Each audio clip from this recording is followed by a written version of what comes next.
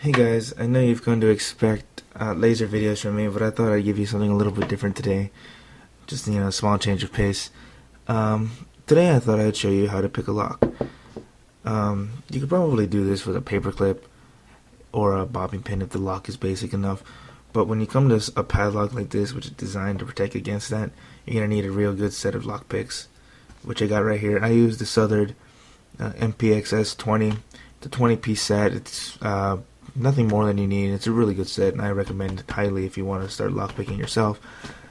And it costs around $40 for the whole set, and you can probably get an 8-piece set, which is just as good for like less than half that. But for a lock like this is a Brinks security lock. You're gonna need the two basic tools of lockpicking, which you can do with a paperclip, but for real stuff you need good tools, which you're going to need a tension wrench, which in this case is nothing more than a bent piece of metal, but it's strong, and a lockpick. There are lots of different kinds of lockpicks, but for padlocks I find that the half diamond pick works the best. Now, in a lock, in this particular lock, there are 4 pins, 4 key pins, and 4 locking pins. And in between is where the shear line where the pins split in order for the plug to turn. The whole purpose of lockpicking is to raise the key pins high enough that the locking pins set on the side of the plug and allow us to turn the plug to open the lock.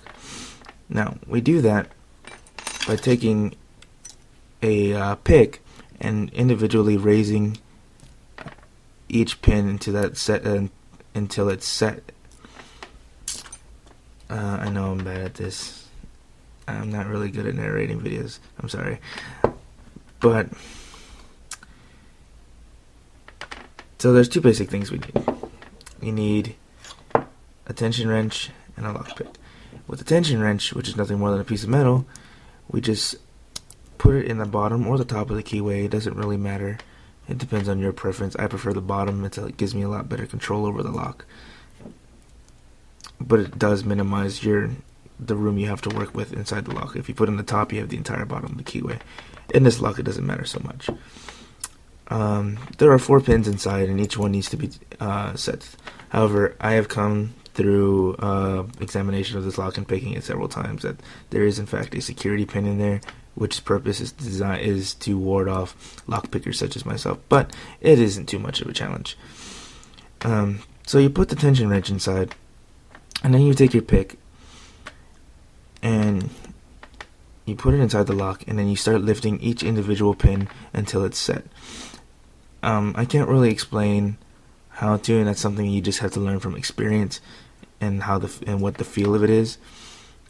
But then you just put our pick inside, and you apply a little bit of tension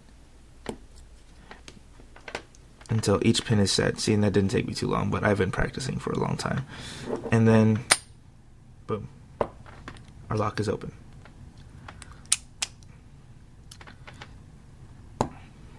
Now we can try that again. Don't be frustrated if it takes you several times. When I first started lockpicking, it took me a couple of days to learn how to pick a lock. Even a basic one took me days of trying, but now you start getting the feel of the lock, and it's just really not that hard anymore. Once you understand how the pins are supposed to feel. And sometimes you have the problem of oversetting a pin. Oversetting a pin means you push the key pin way too high, and then it's preventing the plug from turning, and that could be a problem. And the security pin in here is also giving me trouble sometimes too.